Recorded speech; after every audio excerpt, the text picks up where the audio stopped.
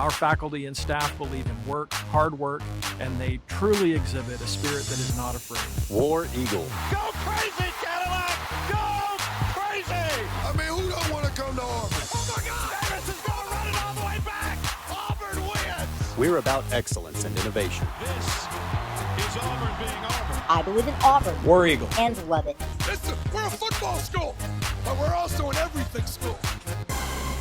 War Eagle Auburn fans, and welcome to the Everything Auburn podcast.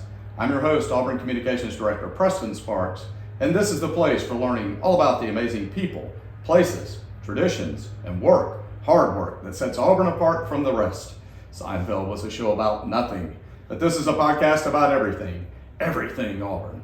With this segment, we're going to examine a new study by two researchers in Auburn's College of Forestry, Wildlife, and Environment who examined the global impact of free-ranging house cats on biodiversity, essentially assessing all of the species that these cats eat and what that means globally. We have with us Auburn professor Chris Lepczyk, who along with Jean Fantle-Lepczyk conducted this study that drew from more than 150 years of data and has garnered quite a bit of national news attention. Really appreciate you being here on the podcast, Dr. Lepczyk. Thank you so much. I'm really happy to be here. All right, let's get things kicked off with that first question about how the study came about, maybe a quick summary of its findings. Sure. Well, the study really began 20 years ago when, as a postdoc at the University of Wisconsin-Madison, I was following up some work I had done for my dissertation that looked at how people influence birds on their property. And that work had looked at what the impact is potentially of cats that would eat birds and small mammals. And so I had a nice data set and I started to think, well, other people have done this as well. And so slowly I started to compile a data set on my own, kind of on extra time when I would go and look in the library and find some really old documents. And it was also meeting a couple of senior faculty that really were encouraging of wanting to know more about cat work. It was not something that was a funded project or anything. I guess I had a pressing idea I would publish soon or anytime quick. And over the next 2 decades, I slowly built this into a larger database. And then both Jean and I spent quite a bit of time in the last 5 years really working with the library scientists here at Auburn and several different statisticians that were former grad students here. And then the co-authors on this study are individuals from around the world that had done similar work, and so they shared their data with us, and it translated into something that we never envisioned when we started as being so many different species. And I know from taking a look at the study and a lot of the news coverage, basically cats are really good hunters, right? Yeah, so our study, it's important to note it doesn't differentiate between a cat killing something or just scavenging it. And that would be true for many animals. If they encounter food in the wild and it's available, they would take that opportunity to consume it. So we do find animals that are probably larger than a cat would kill in their diet. But yeah, cats they're present in most locations on the planet and they're opportunistic. If there's food, they're gonna take it. All right, so let's talk about the many different species you determined that are at risk in the presence of these cats.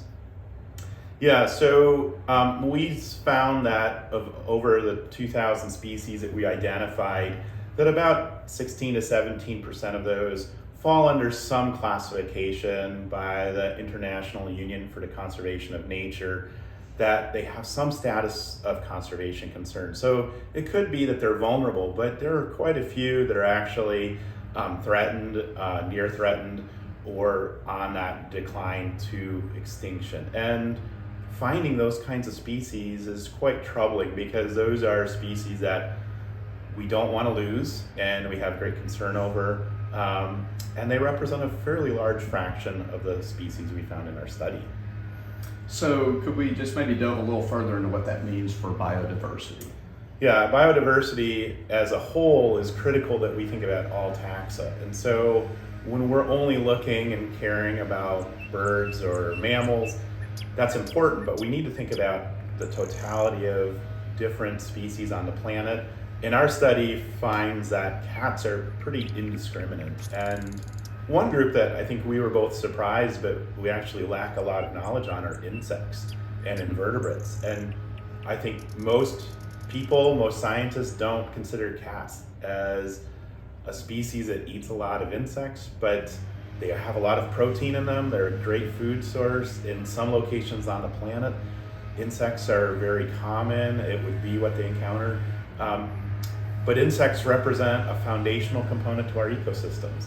So when we lose species that represent that base, it could potentially cause consequences for the species that depend on them. Our study did not look at abundance, so we don't understand the population levels of each species, but we are concerned that cats represent one more threat to biodiversity, along with many others on the planet. And so that just represents an added component of things we need to be concerned about for management. So what was the big surprise of your study? Aside from just the number, and so that number of 2,000 plus species was surprising, and this is probably one of the reasons the study kept going over the years, was every time we found a new paper, we found new species data in it. So a big finding in the analysis was that every time a researcher was doing a study anywhere in the world, including the United States, we are almost always finding some new addition to our list.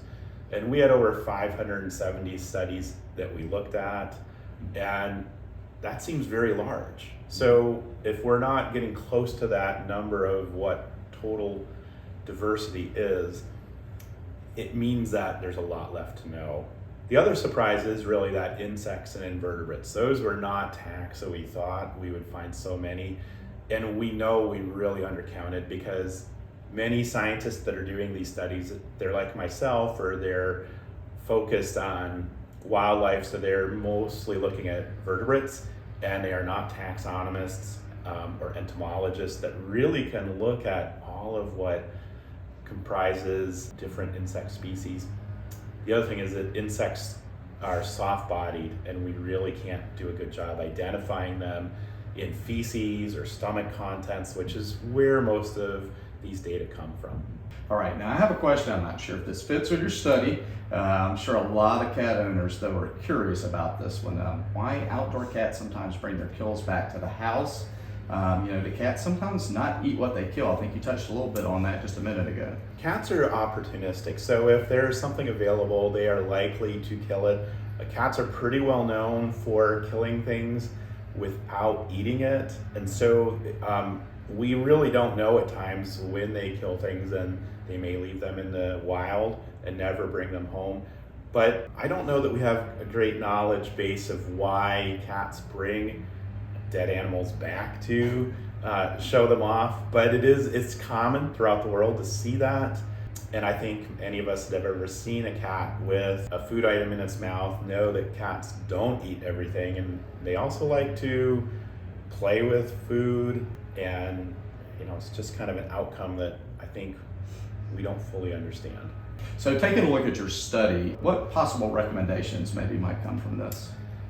Yeah, I think one is that we see that cats are really a global problem. This isn't just a specific location-based issue. It really is a topic that pertains to anywhere cats are allowed outdoors around the world.